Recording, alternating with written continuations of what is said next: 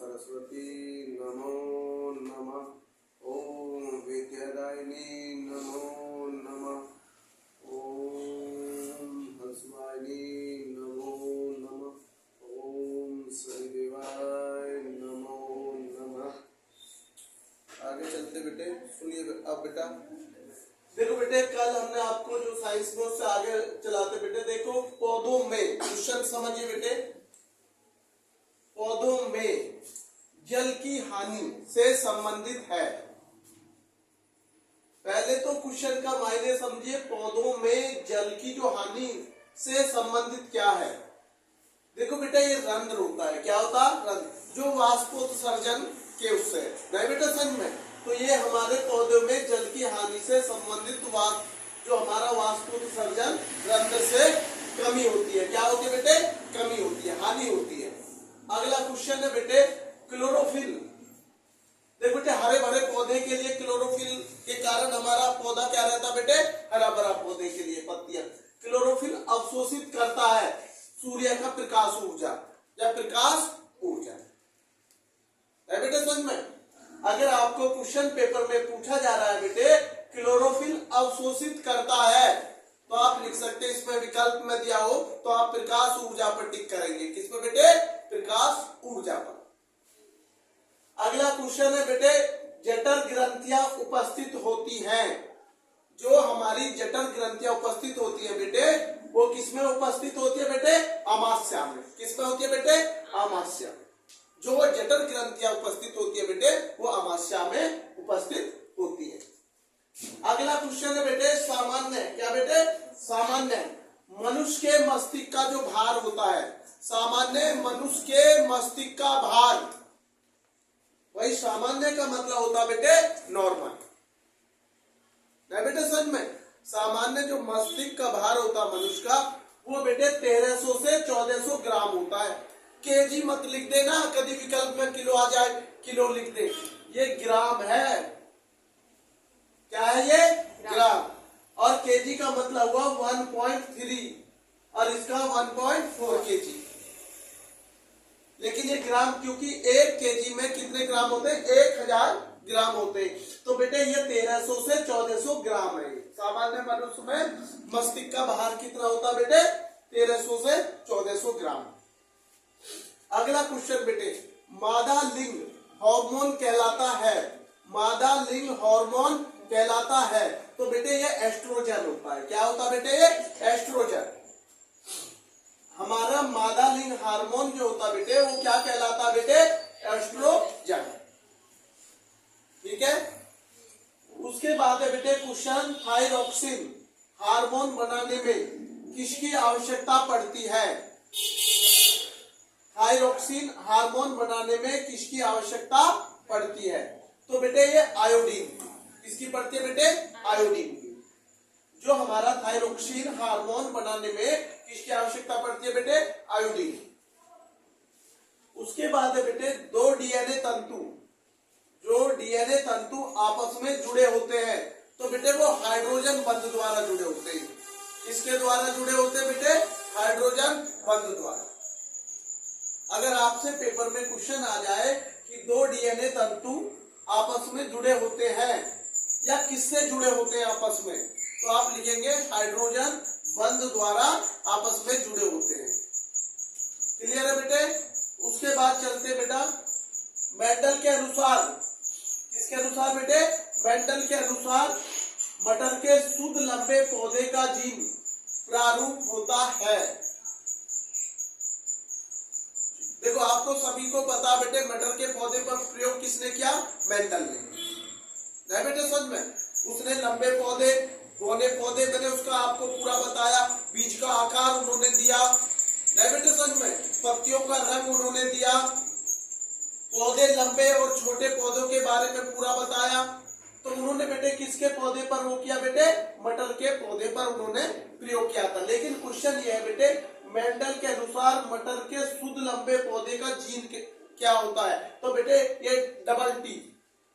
आपको सभी को पता बेटे कैपिटल टी है। क्या बेटे? कैपिटल। क्योंकि यहाँ शुद्ध लंबे पौधे पूछे बेटे। ये रहा क्या पूछे? शुद्ध लंबे पौधे।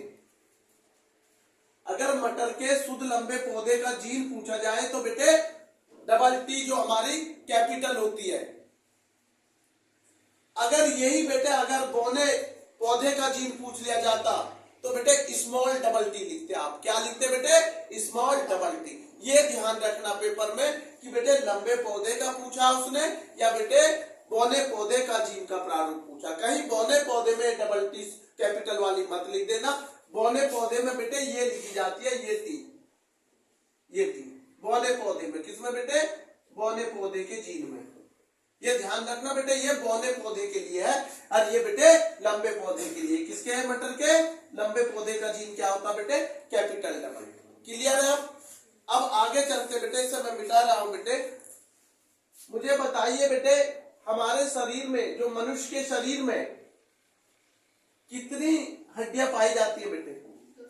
206 हड्डियां। मांसपेशियां कितनी होती है बेटे? 600 से लेकर 650 तक ये मांसपेशियां होती हैं। दूध के दांत कितने होते हैं बेटे? 20। वैसे कुल दांतों की संख्या कितनी होती है? 32। अम्ल का पीएच मान कितना होता है?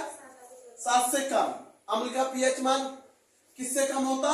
7 से कम होता है। अम्लीय लिटमस को क्या कर देता है? लाल। उसके बाद मुझे बताइए बेटे इसका जो स्वाद है अम्ल का वो कैसा है? खट्टा।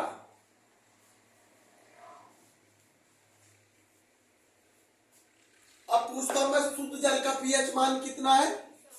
शुद्ध जल का पीएच मान 7 होता है, ना कम ना ज्यादा। शुद्ध जल का पीएच मान 7। अम्ल का पीएच मान 7 से कम। नहीं बेटे समझ में? और हम एक सामान्य मनुष्य की जो बेटे मैंने उस दिन बताया था जो आंखों की देखने की होती है, कितने सेंटीमीटर सामान्य मनुष्य की होनी चाहिए? 25 सेंटीमीटर जो सामान्य होती है कि जिससे कोई दिक्कतें नहीं होती। एक बेटा पेपर में आपके में दूरदृष्टि दोष आ जाता है। यूपी बोर्ड में 10th क्लास में भी और सीबीएसई में भी बालक इसे अच्छे से समझ ले। दूरदृष्टि दोष पेपर में आता है। निकट दृष्टि दोष का निवारण, निकट दृष्टि दोष किसे कहते हैं, ये पूरा अच्छे से क्वेश्चन पढ़ना है। उसके बाद मेंडल का पूरा वर्णन जो है वो पूरा अच्छे से पढ़ लीजिए। और बेटे जितनी भी आपकी ये मैथेन एथेन की संरचना है, मैथेन CH4, नहीं बेटा समझ में? तो ये सारी चीजें आपको ध्यान रखनी है। कोई भी क्वेश्चन पेपर में नहीं छोड़ना। देखो सभी को मैं आपको बता रहा हूं बेटे, यूपी बोर्ड का पहला पेपर 18 फरवरी को हिंदी का पेपर है। सुबह की मीटिंग में 10th क्लास है, शाम की मीटिंग में बेटे 12th क्लास है। और सीबीएसई का पहला पेपर 17 तारीख को है बेटे, मैथ का पेपर है। तो सभी बच्चों को बेटे मैथ इन परीक्षाओं की बहुत बहुत शुभकामनाएं और अच्छे से मेहनत कीजिए। बिल्कुल भी घबराना नहीं है। पेपर आपके पक्ष में ही रहता है, विपक्ष में नहीं रहेगा। आप मन से पढ़िए, बिल्कुल भी नहीं घबराना है।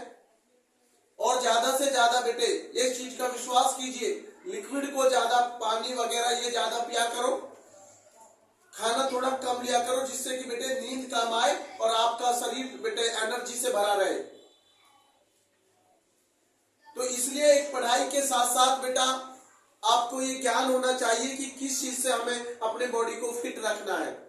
तो ये ध्यान रखना, पानी या बेटे जूस वगैरह थोड़ा नॉर्मल जरूर ले लिया करें, जिससे कि बेटे आपको माइंड जितना अच्छा रहेगा, स्वस्थ रहेगा, उतना बेटे आप अच्छे से शिक्षा को ग्रहण कर पाएंगे। पर पढ़ाई को बिल्कुल आप प्रेशर मत लीजिए। आप ये सोच के चलिए कि भाई पेपर करना है, अच्छा करके आएंगे, बस इतना मन में रखिए। ये मत सोचिए कि क्या आएगा पेपर में, मैं कैसे कर पाऊंगा। और 8th 10th के बच्चों को मैं सभी से आग्रह करता हूं बेटे, निवेदन कि जब वो कॉपी भरे, क्योंकि वो फर्स्ट बार बैठेंगे बच्चे, उन्होंने कभी बोर्ड की कॉपी नहीं भरी जो 10th क्लास के बेटे, वो रोल नंबर गलत ना लिखे, क्योंकि 10 डिजिट का रोल नंबर है। रोल नंबर का भरने का तरीका बहुत अच्छे से मैं बता दूंगा बेटे। कभी भी आपको कॉपी में जल्दबाजी वहां ना करें। जो चीज नहीं आए समझ में, उसमें वहां जो हमारे मान्य अध्यापक होते हैं या दीपिका होती है बेटे, टीचर मैम जो भी, उनसे पूछ ले, क्योंकि बेटा एक गलत रोल नंबर भरने से 1 साल खराब हो सकती है बच्चे की। इसलिए कोई भी बच्चा जल्दबाजी नहीं करे, क्योंकि 15 मिनट दी गई है सब चीजें। आप तो मैम से पूछ ले या टीचर जो वहां पर है कि सर इसमें क्या भरना है। गलत भरोगे तो कहीं ऐसा ना हो बेटे रोल नंबर गलत भरने से आपका बेटा 1 साल खराब। ऐसा कोई बच्चा मत करना बेटे, चाहे वो सीबीएसई का बैठ रहा हो बेटे, चाहे यूपी बोर्ड, चाहे कोई सी ऑल स्टेट बोर्ड बैठे, बड़े आराम से भरना। फर्स्ट बच्चा जब 10th में बैठता तो रोल नंबर में दिक्कतें हो जाती है, क्योंकि ये हम भी देखते हैं पेपर में, जब डिग्री कॉलेज के पेपर होते हैं तो बहुत सारे फर्स्ट ईयर में बच्चे गलत करते हैं। तो उनको इसलिए हम लोग कहते हैं कि बेटे आप अच्छे से पहले टीचर से पूछ लिया करो जब आप भरा करें। ऐसा कोई टीचर नहीं होगा बेटे जो आपको नहीं बताएगा, बिल्कुल बताएगा। रिक्वेस्ट के तौर पे पूछेंगे तो आपको कभी मना नहीं किया जाएगा। 10th वाले बच्चों के लिए बेटा मेरा ये स्पेशल बेटा आप लोगों से निवेदन है, आप जल्दबाजी कॉपी भरने में ना करें। पहले पूछ लें कि हमारा जो रोल नंबर है या सिग्नेचर का या पेपर कोड कहाँ है, वो सारी चीजें अच्छे से भरे बेटे, गलती ना करें। आगे चलता हूं बेटे मैं एसएसटी की तरफ। बेटा पहला क्वेश्चन मेरा एसएसटी का क्वेश्चन है, मानसी बताओगे बेटे आप।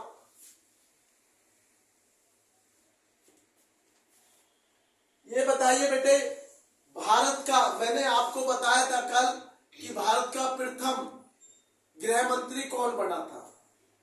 मेरा कल क्वेश्चन था, देखो मैंने आपको कहा प्रधानमंत्री आपको पता है सबको, मैंने कहा राष्ट्रपति प्रथम पता है। मेरा तो क्वेश्चन ये था कल कि हमारे देश के प्रथम होम मिनिस्टर गृह मंत्री कौन बने थे, सरदार वल्लभ भाई पटेल। हमारे देश के पहले गृह मंत्री थे सरदार वल्लभ भाई पटेल। नहीं बेटे सच में प्रधानमंत्री आप सबको पता है कि प्रथम पंडित जवाहरलाल नेहरू थे और प्रथम राष्ट्रपति डॉक्टर राजेंद्र प्रसाद। इस समय हमारे वर्तमान में आप सबको पता प्रधानमंत्री नरेंद्र मोदी जी है और बेटे गृह मंत्री अमित शाह है और रक्षा मंत्री राजनाथ सिंह है। तो ये सब चीजें बेटा आपको थोड़ा वर्तमान और पास्ट में भी पता होना चाहिए। लेकिन मैं आगे जो चल रहा हूं बेटे, मेरा क्वेश्चन आगे बढ़ने का है, आप उसे अच्छे से समझिए। मैंने कल एक चीन, आप जानते हैं चीन की क्रांति, मैं लिख रहा हूं चीन की क्रांति, ऑप्शन दे रहा हूं आप बताएंगे चीन की क्रांति,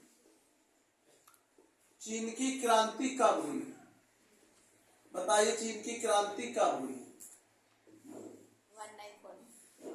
देखो बेटे मैं ऑप्शन में दे रहा हूं चीन की क्रांति कब हुई।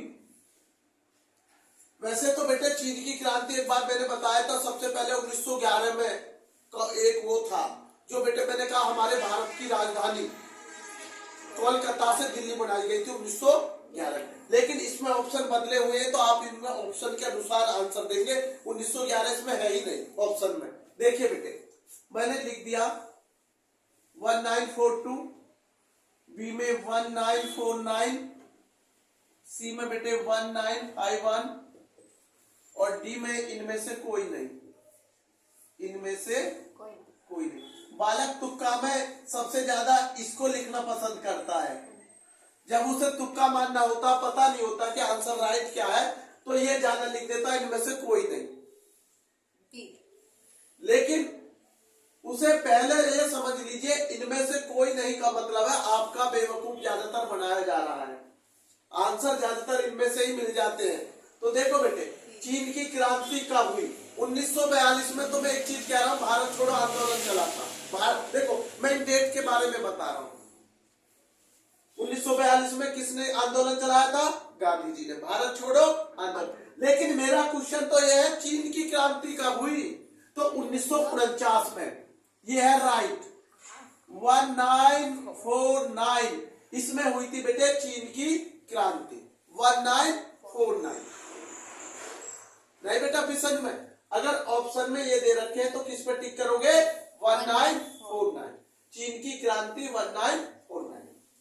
और भारत छोड़ो आंदोलन कब और किसने चलाया था, महात्मा गांधी जी का अंतिम आंदोलन था, 7वां आंदोलन जो बेटे 1942 में चलाया गया था, भारत छोड़ो आंदोलन। ऐसा नहीं बेटे। अगला क्वेश्चन है बेटे मेरा, दक्षिण एशिया में, मैंने कल भी से थोड़ा आपको समझाया था, दक्षिण एशिया में सबसे बड़ा देश कौन सा है, दक्षिण एशिया में, साउथ कहते हैं ना 4 दिशा होती है, पता है, साउथ, नॉर्थ, ईस्ट, वेस्ट। तो मैं क्वेश्चन वो दिशाओं से मतलब नहीं है, मेरा क्वेश्चन तो ये दक्षिण एशिया में सबसे बड़ा देश कौन सा है, क्षेत्रफल की दृष्टि से भी और जनसंख्या की दृष्टि से। मैंने दोनों दृष्टि दे दी, एरिया भी और बेटे आपकी जनसंख्या, तो वो भारत है। भारत वो देश है, ना बौना है ना विशाल। इसको ये वो देश है बेटे जो जनसंख्या में देखा जाए तो पहले नंबर पर भी आ रहा है, और क्षेत्रफल में देखा जाए तो 7वें स्थान पर है। विश्व में अगर क्षेत्रफल पूछा जाए भारत का तो वो 7वां स्थान है, और प्रथम स्थान रूस का है। लेकिन जनसंख्या में चीन और भारत का आपस में कंपटीशन चला हुआ, भारत इस समय ऊपर दिखाई दे रहा है सभी को। बेटे सन में अगला क्वेश्चन मैं पूछ रहा हूं, एक क्वेश्चन है बेटे मेरा सार्क, आप समझेंगे सार्क, ये सार्क अच्छे समझ लो, का गठन, सार्क का गठन कब हुआ, गठन कब हुआ, मेरा क्वेश्चन ये है, सार्क का गठन कब हुआ, ये लिख दिया बेटे मैंने, सार्क का गठन कब हुआ बेटे, सार्क का गठन, इसका डेट मैं आपको बता दे रहा हूं, 8 दिसंबर, क्या बेटे 8 दिसंबर।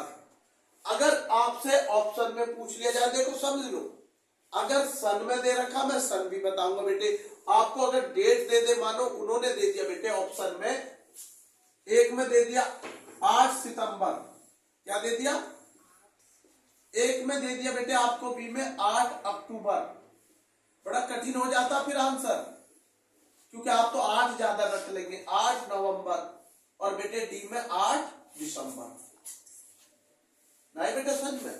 तो बेटे इन अगर डेट के अनुसार ऑप्शन है तो आपका आंसर होगा 8 दिसंबर। क्या हो गया बेटे, सार्क का गठन कौन सी डेट में हुआ था बेटे, 8 दिसंबर में। अगर सन की बात आती है बेटे वर्ष, तो 1985 में हुआ था, 1985, 1985। सार्क का गठन कब हुआ था बेटे, 8 दिसंबर 1985, 1985, 1985। सार्क का गठन कब हुआ था बेटे, 8 दिसंबर 1985। नहीं बेटे, अगर आपसे क्वेश्चन पूछा जाए सार्क का गठन कब हुआ तो 8 दिसंबर 1985। क्लियर है बेटे, 1985, बाद में जी 1985, क्लियर। साल का गठन हो गया। उसके बाद बेटे मैंने चीन की क्रांति आपको बता दी 1949। एक क्वेश्चन मैं पूछ रहा हूं बेटे, मैंने आपको पहले भी बताया है, भारत और चीन का युद्ध कब हुआ, 1962। 1962 में हमारे जो वो है बेटे, सबसे ज्यादा जो युद्ध का होता वो 1962 में, उसमें बेटे चीन विजय हुआ था। क्या हुआ था, चीन विजय हुआ। 1999 भारत और पाकिस्तान का युद्ध हुआ था, उस युद्ध का नाम क्या था, कारगिल।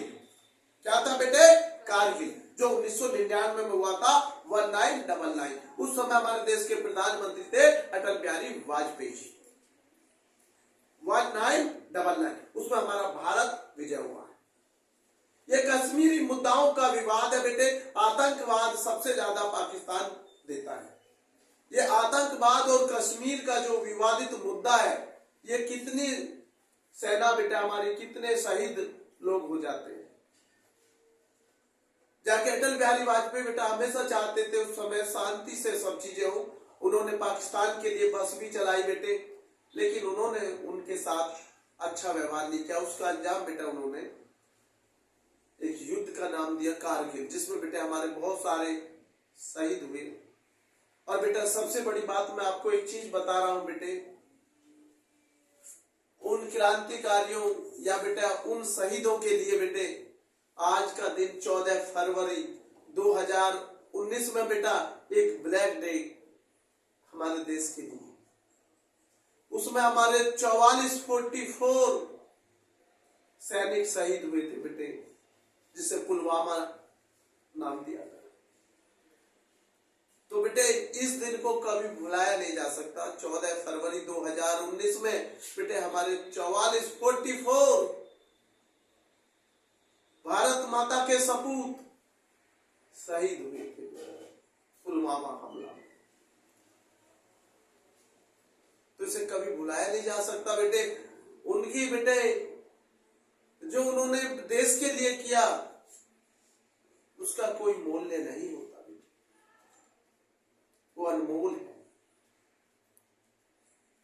तो इसलिए 14 फरवरी को पुलवामा हमला कभी भुलाया नहीं जा सकता। हमारा देश कभी नहीं भूल सकता इसे, क्योंकि एक ब्लैक डे है बेटा।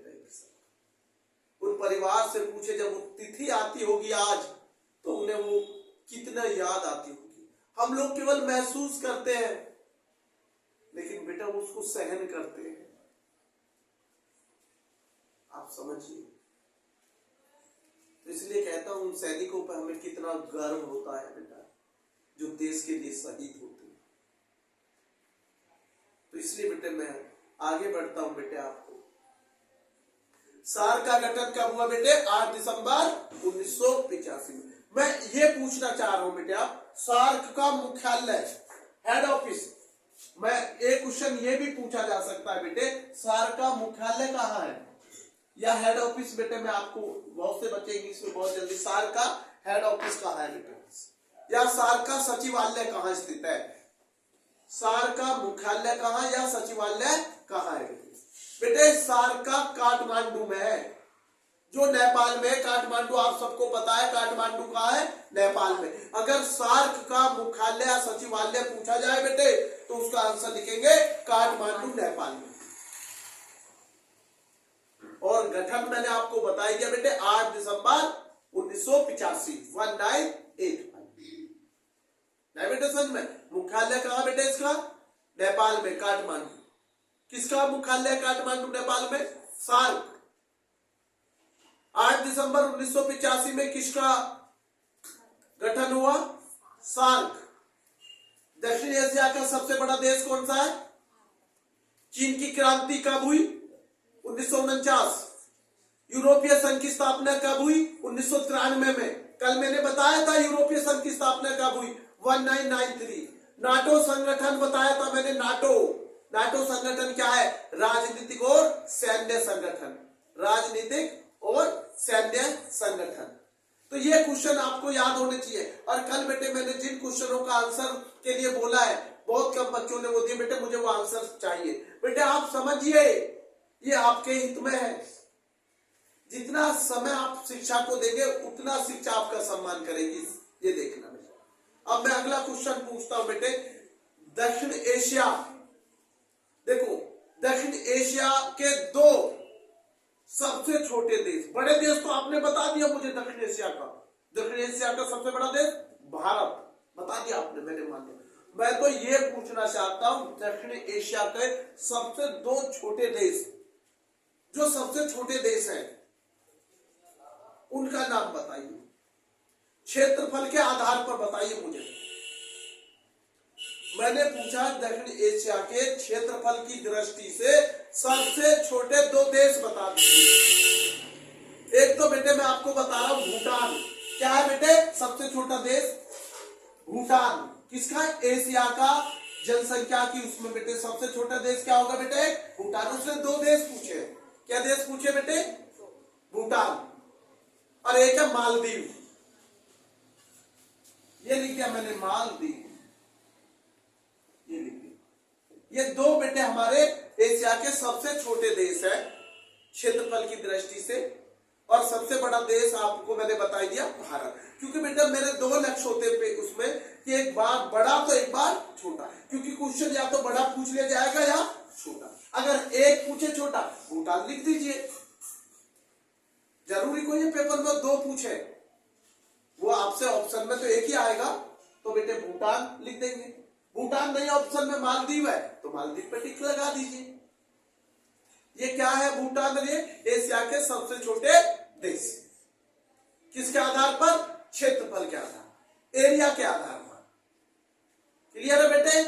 उसके बाद पूछ रहा मैं संयुक्त राष्ट्र संघ, संयुक्त राष्ट्र संघ की स्थापना कब हुई? की स्थापना कब हुई? ये लिखे बेटे मैंने, संयुक्त राष्ट्र संघ की स्थापना कब हुई?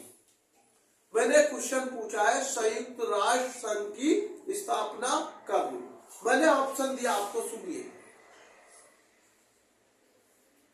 20 दिसंबर 1945, 15 अक्टूबर 1945, 28 अक्टूबर 1945 और 24 अक्टूबर 1945। तो बेटे इसका सही आंसर है बेटे 24 अक्टूबर। क्या है बेटे? 24 अक्टूबर। ये लिखते बेटे 1945। 24 अक्टूबर 1945 में बेटे संयुक्त राष्ट्र संघ की स्थापना हुई थी बेटे। 24 अक्टूबर 1945। क्लियर है बेटे? अब मैं आपसे जो पूछ रहा हूं वो समझिए। संयुक्त राष्ट्र संघ या संयुक्त राष्ट्र की कुंजी कहलाता है, क्वेश्चन देखो अजीब लगेगा, सुना नहीं होगा। संयुक्त राष्ट्र, जो अभी आपने इसकी स्थापना तो बता दी कि 24 अक्टूबर 1945 में हुई थी। मैंने पूछा संयुक्त राष्ट्र की कुंजी कहलाता है, तो बेटे वो संयुक्त राष्ट्र चार्टर जो बनाया जाता है, जो चार्ट बनाया जाता है, वो उसकी कुंजी कहलाता है। ध्यान रखना, संयुक्त राष्ट्र की जो कुंजी होती है बेटे, वो संयुक्त राष्ट्र चार्टर जो होता है, जो उसका चार्ट बनाया जाता है, वो बेटे उसकी संयुक्त राष्ट्र की कुंजी कहलाता है। ये ध्यान रखना। एक है बेटे यूनेस्को, ये लिख दिया यूनेस्को, आधा सैक क्या हो, यूनेस्को संबंधित है या यूनेस्को का संबंध किससे है? ये भी क्वेश्चन हो सकता है। यूनेस्को का संबंध किससे है? बताओ यूनेस्को का संबंध किससे है? शिक्षा, अच्छे से समझ लो। यूनेस्को का संबंध किससे है? शिक्षा। मैंने पहले भी बताया संस्कृति, संचार, विज्ञान, ये सब यूनेस्को का संबंध है। आपसे क्वेश्चन पूछा जाए यूनेस्को का संबंध किससे, तो आप लिखेंगे शिक्षा, विज्ञान, संस्कृति, संचार, ये सब यूनेस्को के संबंध है। क्लियर है बेटे? यूनेस्को का संबंध किससे बेटे? शिक्षा, विज्ञान, संस्कृति। बताइए और क्या बताया मैंने अभी बोला आपको, शिक्षा, विज्ञान, संस्कृति और संचार। सूचनाओं का, संचार का मतलब होता सूचनाओं का आदान प्रदान करना, कम्युनिकेशन। तो ये सब चीजें क्या है बेटे? यूनेस्को का संबंध। अब मेरा क्वेश्चन अगला है बेटे, संपूर्ण क्रांति। अभी तो मैं नाम देता था भाई ये क्रांति किसकी है, ये क्रांति कौन है। आज एक क्वेश्चन है आपके लिए बेटे, बहुत इंपॉर्टेंट क्वेश्चन। संपूर्ण क्रांति के जनक कौन थे? कभी मैं आपसे पूछता हूं भारत छोड़ो आंदोलन, आप बताते महात्मा गांधी। सबके अलग अलग। आजाद हिंद फौज का गठन किसने किया? सुभाष चंद्र बोस ने। कहा किया? सिंगापुर में। कब किया? 1943। ये सब क्वेश्चन आपको पता है। मैं क्वेश्चन पूछ रहा हूं आपसे, संपूर्ण क्रांति के जनक कौन थे? संपूर्ण क्रांति के, बताइए मुझे, संपूर्ण क्रांति के जनक कौन थे? इसको बोलेंगे लोकनायक, क्योंकि संपूर्ण क्रांति, उस क्रांति, उसका नाम क्या होगा बेटे? शुरू में लगाएंगे लोकनायक। बताइए संपूर्ण क्रांति के जनक कौन थे? बताइए। लोकनायक जयप्रकाश नारायण। कौन थे बेटे? जयप्रकाश नारायण थे बेटे, जिसे बेटे हम क्या बोलते हैं? लोकनायक। जयप्रकाश नारायण, लोकनायक।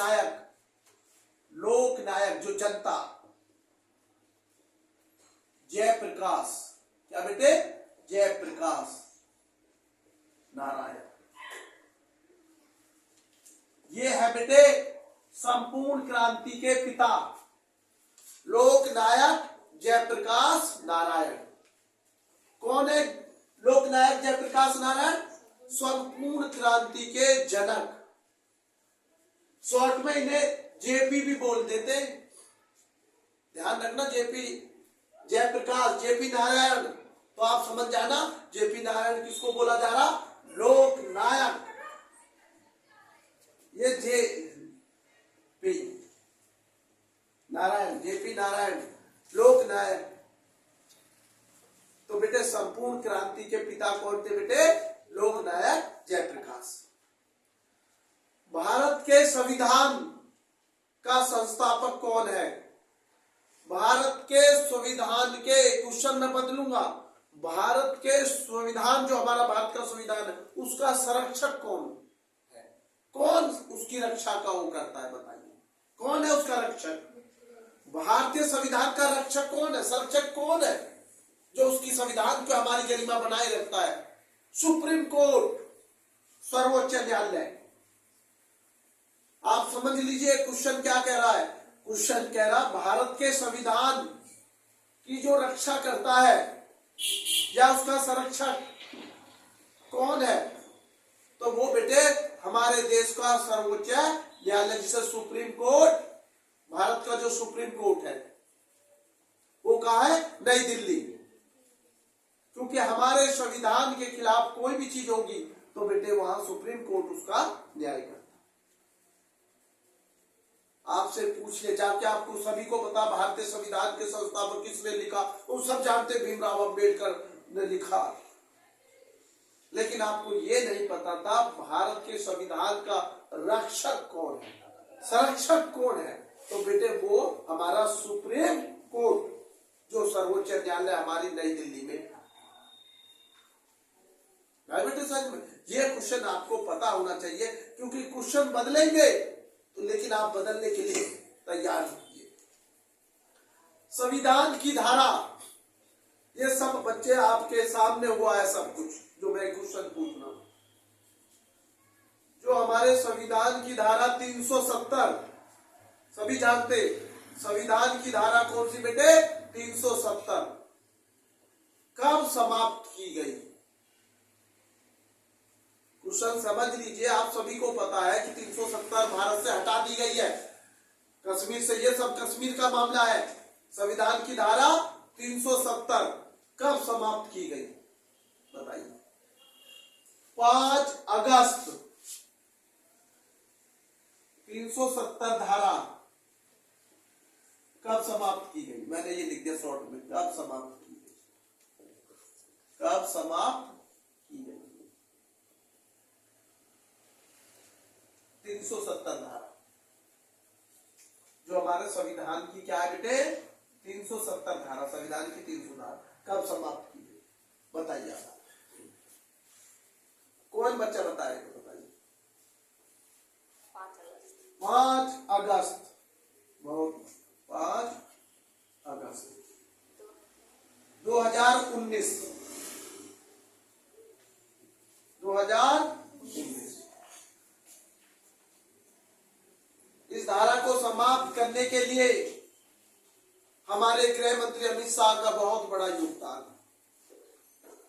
बहुत बड़ा योगदान।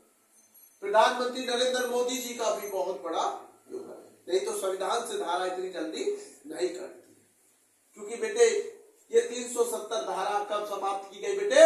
5 अगस्त 2019। 5 अगस्त 2019 में हमारे देश के प्रधानमंत्री कौन थे? नरेंद्र मोदी जी। और इस समय भी वर्तमान में नरेंद्र मोदी जी ही हमारे देश के प्रधानमंत्री। उस समय हमारे गृह मंत्री अमित शाह जी थे, आप सभी जानते हैं। और बेटा इस समय भी हमारे देश के गृह मंत्री अमित शाह जी। ठीक है, तो ये धारा कब हटाई गई बेटे? 5 अगस्त 2019 में। मैं एक खेल जगत से क्वेश्चन पूछना चाहता हूं आपसे।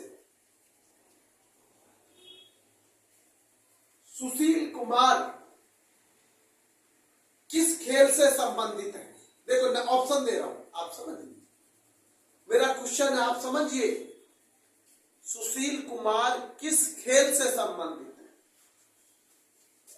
क्रिकेट। ए ऑप्शन में मैंने दे दिया क्रिकेट, बी ऑप्शन में कुश्ती, सी में मैंने दे दिया बैडमिंटन और डी में दे दिया इनमें से कोई नहीं। तो बेटे सुशील कुमार कुश्ती का खिलाड़ी। क्या था बेटे? कुश्ती का खिलाड़ी। एक मैंने शब्द दिया बेटे गुगली, ये गुगली वर्ड। क्या दिया? गुगली शब्द। ये गुगली शब्द किस खेल से संबंधित है? क्रिकेट या दूसरा बैडमिंटन या बेटे टेनिस या इनमें से कोई नहीं? कोई नहीं। बताओ, मैंने पूछा गुगली शब्द किससे संबंधित है, किस खेल से संबंधित है, किस खेल में इसका नाम लिया जाता है? तो क्रिकेट में कहते हैं गुगली बॉल डाल दी, आउट हो गया, गुगली बॉल डाल दी। तो बेटे एक एक चीज आपको समझनी, अगर बेटे कामयाबी का रास्ता देखना, कोई सब्जेक्ट को नहीं छोड़ना है बेटे। तो बेटे मैं एसएसटी को इनको विराम देता हूं बेटे। मैं आता हूं बेटा आपको हिंदी की तरफ। किसकी तरफ बेटे? हिंदी। और बेटे कल हम बेटा पूरा प्रयास करेंगे 7:20 से बेटे आपकी लाइव क्लास की। बेटे सभी बच्चों को बेटा आग्रह हम करते, निवेदन कि उसमें सभी बच्चे जुड़े जो बेटा आप लोगों को हिंदी में कोई भी समस्या हो वो बेटा आप मेरे से जरूर डिस्कस करें।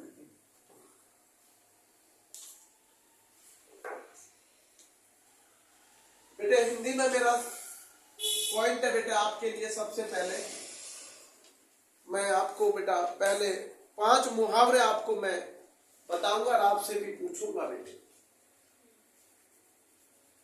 मैं पूछना चाहता हूं बेटे आप लोगों से एक मुहावरा, अंगारे बरसना। अंगारे बरसने का मुहावरा है बेटे अत्यधिक गर्मी पड़ना। अत्यधिक गर्मी पड़ना या बहुत अधिक गर्मी पड़ना।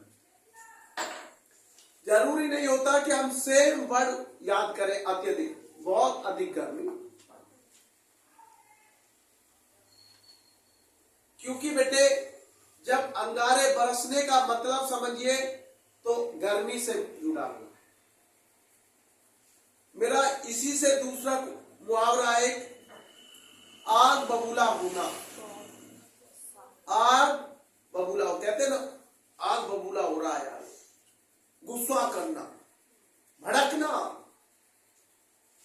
गुस्सा करना, तो ये है बेटे आग बबूला होना। क्रोध करना, ये भी लिख सकते हैं क्रोध करना। जरूरी नहीं है गुस्सा लिखे, क्रोध करना। जब तो कहता बेटे ये मत सोचिए जो सेम पढ़ा है उसका मायने वो ही निकलना चाहिए जो आंसर हो। क्रोध करना, गुस्सा करना।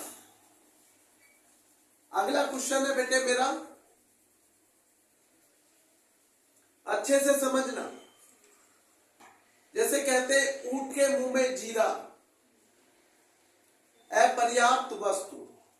जितनी हमें अधिक आवश्यकता है उतनी वस्तु हमें ना मिलना, तो वो हमारी क्या हो जाएगी बेटे? अपर्याप्त वस्तु। 9 2 11 होना, भाग जाना। जैसे बच्चे कहते कि भाई टीचर को देखकर बच्चे सारे भाग गए, 9 2 11 हो गए।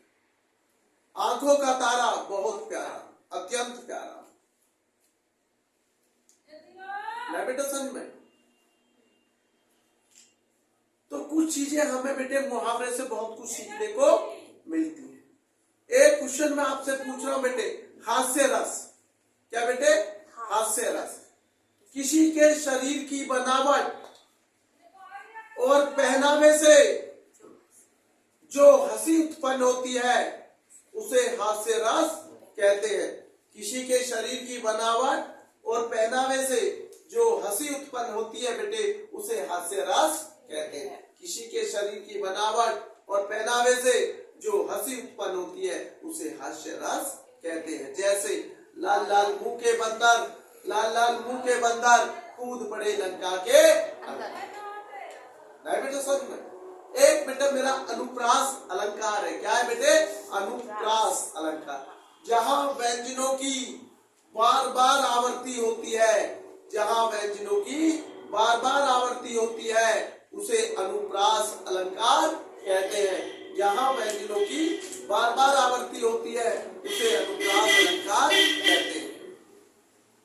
और बेटे मेरे सभी बच्चों से निवेदन है बेटे, 2 10th क्लास के बच्चे 2 संस्कृत के श्लोक जरूर याद कर ले। यूपी बोर्ड के बालक स्पेशल बोल रहा हूं कि एक श्लोक करने को आएगा पेपर में तो आपको कम से कम 2 याद करने होंगे। कहीं वो पेपर में ना जाए जो आपका याद कराओ तो आप लिख नहीं सकते, फिर लिख देंगे तो नंबर नहीं मिलेंगे। इसलिए आपको वो लिखना होता जो बेटे आपके पेपर में वो श्लोक नहीं आया, उसमें क्वेश्चन स्पष्ट लिखा होता जो आपके परीक्षा पेपर में है, उसमें से आप उसका श्लोक ना लिखिए, नहीं बेटे। और एक चीज का ध्यान रखें, कल हम आपको हिंदी बिल्कुल एक जितना होगा ज्यादा से ज्यादा हम प्रयास करेंगे कि बेटे आपकी जितनी भी कमियां है या जो भी बेटे आपको डाउट है उन्हें क्लियर कराया जाएगा। इसलिए बेटे कुछ आज जाएंगे घर पर उपसर्ग, प्रत्यय, समास और संस्कृत के क्वेश्चन आंसर। और बेटे संस्कृत का पूरा पैराग्राफ का गद्यांश वो भी लिखना पड़ता है, हिंदी में अनुवाद करना होता पूरे पैराग्राफ का, क्योंकि संस्कृत में बच्चे को दिक्कत होती है। लेकिन बेटे उसमें डरने की बिल्कुल भी आवश्यकता नहीं है। जो हमारा गद्यांश दिया होगा पहले उसको पढ़ो, नहीं बेटे समझ में, और उसको हिंदी में अनुवाद करना है। कुछ शब्द तो उसमें झुके तू रहते हैं, जो नाम है वो नाम नहीं बदलेंगे। जैसे काशी है तो काशी लिखेंगे, जैसे संस्कृत ये नहीं है। वाराणसी है तो वाराणसी, तो कहीं वाराणसी का भी नाम बदलने लग जाए, तो इसलिए उसे संस्कृत को करना। मैं आपको बेटे कल पूरा प्रयास करूंगा कि आपको दिक्कत ना आए। निबंध कर लीजिए, मैं पहले कह चुका, विज्ञान वरदान अभिशाप प्रदूषण का। और बेटे नई शिक्षा नीति, क्या बेटे नई शिक्षा नीति और जनसंख्या का रोजगार बेरोजगारी, ये सारी चीजें बेटा एक बार पढ़ लेना चाहिए। निबंध को रटना नहीं होता बेटे, एक बार पढ़ना होता है। ये नहीं है कि उसको एक एक अक्षर रटने लगोगे तो आप नहीं कर पाओगे, समय कम है आप। तो इसलिए हिंदी को बेटे अच्छे से बारीक 18 तारीख को पेपर है आप लोगों का बेटे यूपी बोर्ड का। 18 के बाद 20 तारीख को पेपर है एसएसटी का, सामाजिक विज्ञान का। फिर 23 तारीख में पेपर है, फिर 25 तारीख में पेपर है, और फिर 27 में है। तो ये फरवरी के पेपर है जिसमें ज्यादातर एक छुट्टी मिली हुई है। तो बेटे इस चीज के लिए भी तैयार रहिए, छुट्टी कम है, पेपर कंटिन्यू चलते रहेंगे।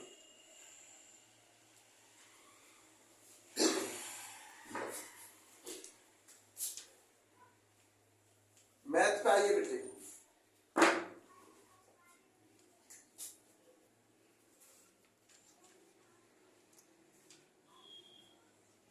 प्रथम 5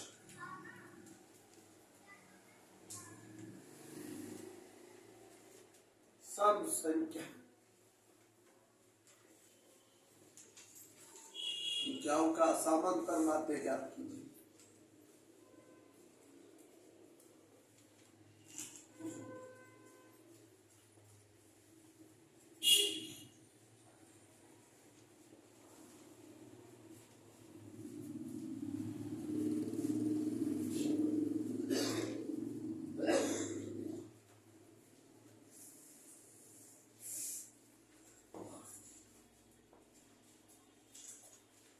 मेरी तबीयत खराब है, जब भी मैं कोशिश कर रहा हूं तो आप लोग भी अच्छे से करें।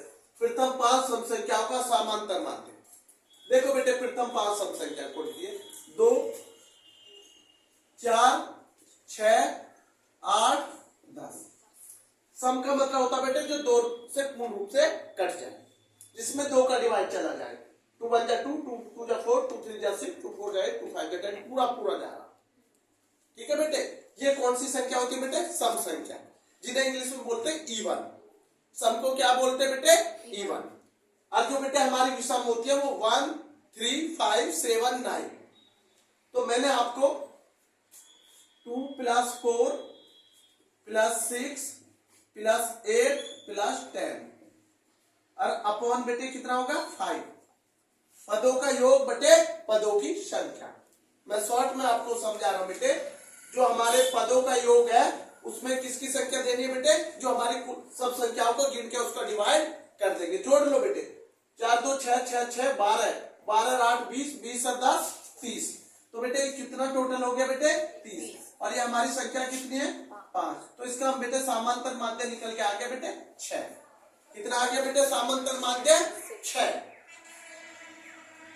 क्लियर है बेटे? इसका समांतर माध्य कितना बेटे? 6। एक क्वेश्चन मैं आपको घर के लिए लिख रहा हूं बेटे, प्रथम 5 विषम संख्याओं, या आप लोग लिख लेंगे घर के लिए बेटे, प्रथम 5 विषम संख्याओं का समांतर माध्य ज्ञात करें। संख्याओं का समांतर माध्य ज्ञात करें। समांतर माध्य ज्ञात करें।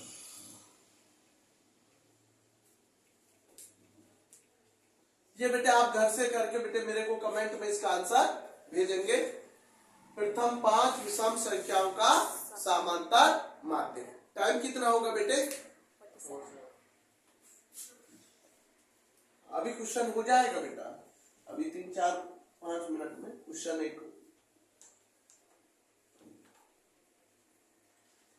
बेटे मैं कुछ फॉर्मूला लिख रहा हूं, वो आपको पहले मैं बता चुका हूं, आपको बस रखने में मैं थोड़ा सा सपोर्ट करूंगा आपको। मैंने फॉर्मूला लिख दिया बेटा एक, ये आप ढूंढेंगे किसका फॉर्मूला है। 4/3 पाई r की 3। ये आप ढूंढेंगे किस चीज का, आप बताइए मुझे कमेंट में। मैं पहले बता चुका हूं 2/3 पाई r की 3। उसके बाद बताएंगे मुझे 1/3 पाई r² h, पाई r² h। ठीक है बेटे, एक फॉर्मूला मैंने लिख दिया 2 पाई r h, 2 पाई r h। ये लिख दिया मैंने एक पाई r² h। ठीक है बेटे, ये मैं पहले भी आपको बता चुका हूं ना, इसलिए बेटे आपको ये मुझे कमेंट में लिख के बताने कि ये फॉर्मूला किसका है, कि ये गोला का है या गोला का आयतन है या बेटे अर्धगोले का आयतन है, ये आप ध्यान रखेंगे। शंकु का है क्या बेटे? ये बेलन का वृत्त पृष्ठ है क्या? ये क्या है? ये आप बता के मुझे लिखेंगे। ठीक है बेटे, आप भेजेंगे आंसर, क्योंकि जब भी आप ज्यादा पढ़ने का प्रयास करेंगे। मैं आया बेटे आपको एक मैंने लिख दिया sin² theta plus cos² theta. ये आपको बताना किसके बराबर होता है। ठीक है बेटे, sin² प्लस cos² थीटा किसके बराबर होता है। उसके बाद मैं चलता हूं बेटे sin 30 की वैल्यू आप बताएंगे, मैं बार बार बता चुका हूं बेटे।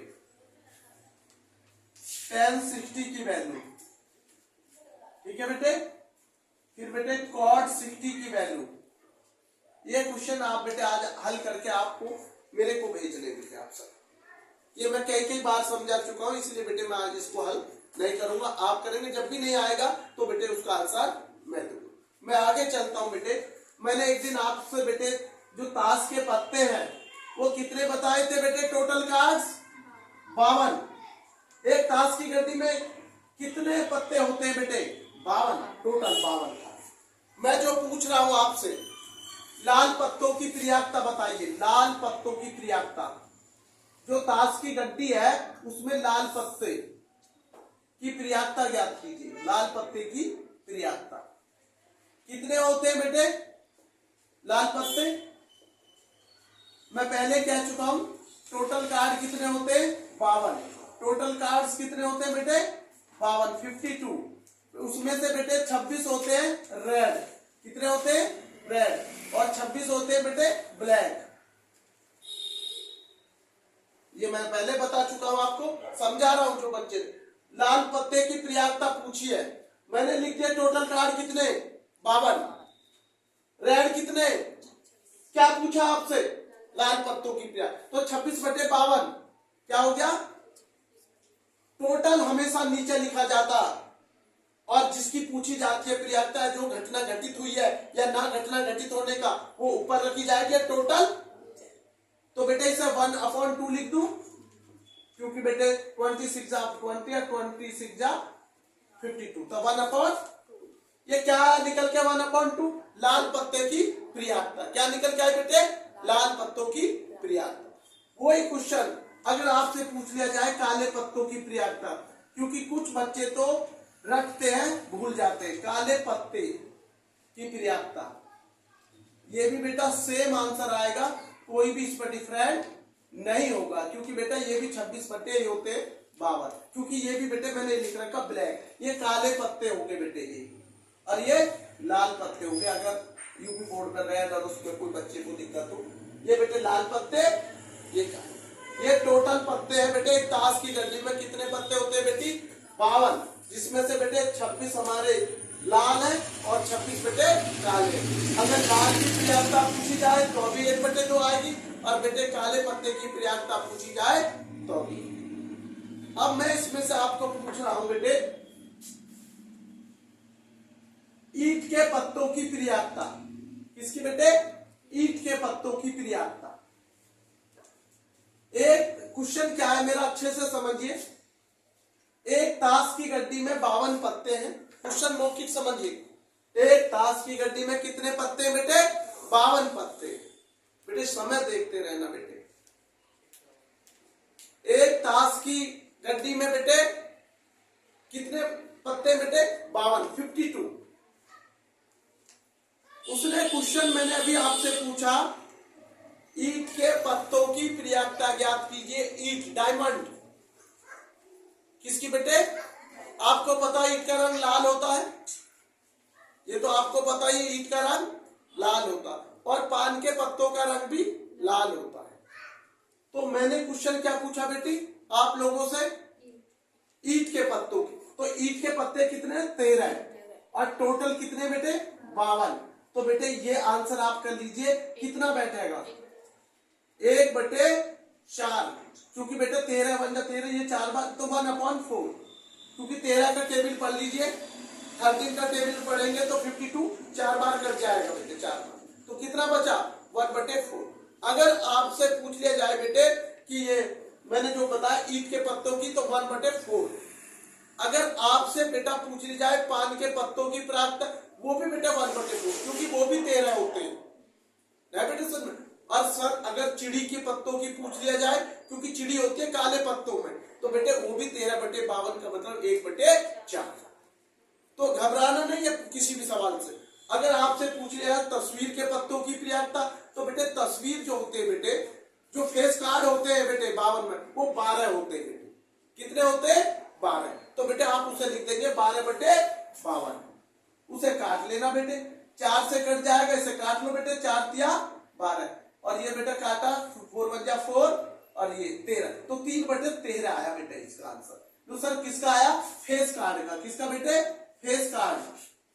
या बेटे तस्वीर के पत्तों की प्रियता, तस्वीर के पत्तों की प्रियता कितनी हुई बेटे? 3/13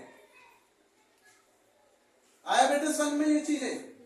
तो ये बेटे हमारा मैंने आपको बताया बेटे पत्तों से रिलेटेड कुछ चीजें बेटे, जो आपका कॉन्सेप्ट क्लियर करने का प्रयास